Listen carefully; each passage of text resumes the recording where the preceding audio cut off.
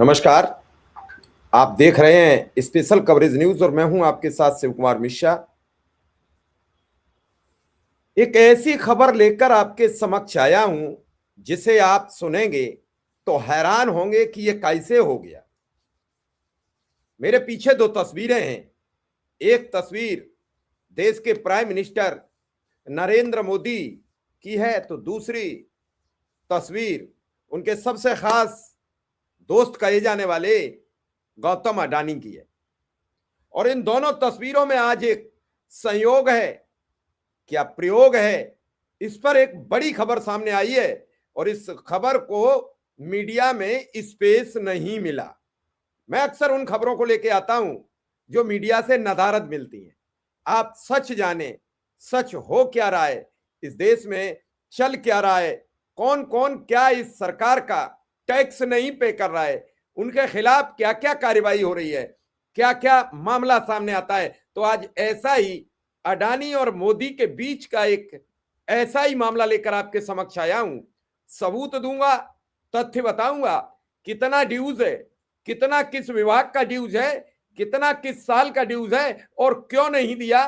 तो आज परेशान होकर मोदी की सरकार ने अडानी के चैनल को नोटिस थमा दिया। कहा लीजिए नोटिस, दीजिए पैसा, नहीं दिया तो कार्यवाही करेंगे। क्या लगता है अडानी के चैनल पर कोई कार्यवाही होगी? यह सवाल मैं आपसे पूछता हूं। क्या लगता है कि यह टैक्स जमा हो जाएगा जो 2022-23 में नहीं जमा हुआ, 23-24 में नहीं जमा हुआ? क्या लगता है कि इस बार जमा हो जाएगा? तो ये सारे प्रश्न, सारे सवाल लेकर इस खबर में हाजिर रहूंगा और इस पूरी खबर को समझने के लिए अंत तक बने रहें और देखें कितना पैसा अडानी के चैनल ने जमा नहीं किया और उसके बाद भी चैनल बदस्तूर चल रहा है।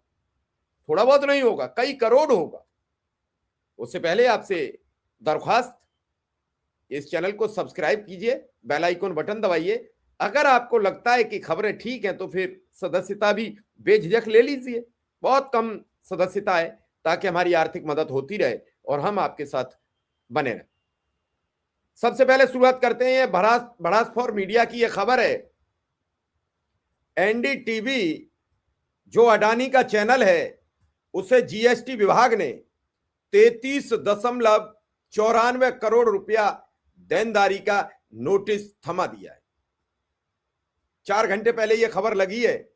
आपके समक्ष में खबर लेकर हाजिर हूं। खबर आपने देख ली।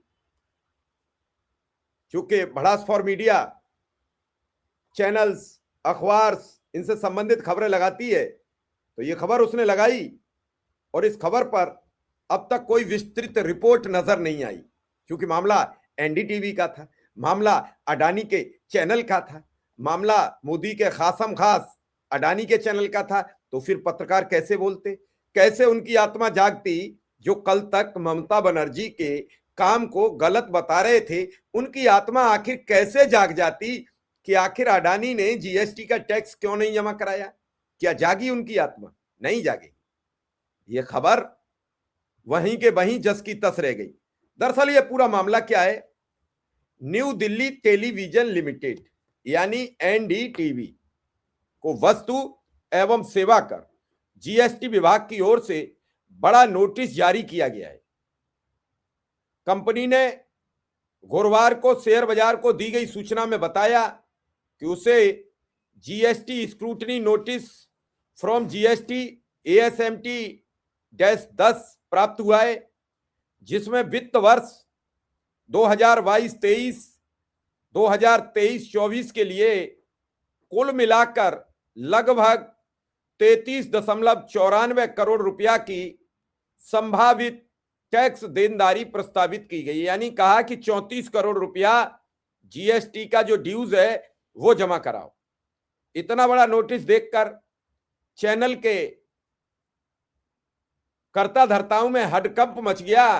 कोई लाख का नहीं था, 50,000 का नहीं था, लाख का नहीं था, 10 लाख का नहीं था, करोड़ का नहीं था, 10 करोड़ का नहीं था, इकट्ठा 34 करोड़ का। एनडीटीवी के मुताबिक यह नोटिस 7 जनवरी 2026 को जारी किए गए और इन्हें सहायक आयुक्त GST ward 300 e commerce zone 10 Delhi द्वारा केंद्रीय जीएसटी अधिनियम 2017 की धारा 61 तथा दिल्ली जीएसटी और आईजीएसटी कानूनों के तहत भेजा गया है। मीडिया में मिली रिपोर्ट्स के अनुसार कंपनी ने बताया कि नोटिस में अधिक इनपुट टैक्स क्रेडिट यानी आईटीसी के गलत उपयोग और टैक्स की कम भुगतान का आरोप लगाया गया है। प्रस्तावित देनदारी में वित्तीय वर्ष 2022-23 के लिए 13.69 करोड़ यानी 13.5 करोड़ से ज्यादा और वित्त वर्ष 2023-24 के लिए लगभग 20.25 करोड़ रुपए शामिल हैं। यह राशि टैक्स, ब्याज और पेनल्टी को मिलाकर बताई गई है। सभी अदालती विभागीय निर्णय एडजक्शन के अधीन है। विभागीय निर्णय के अधीन है।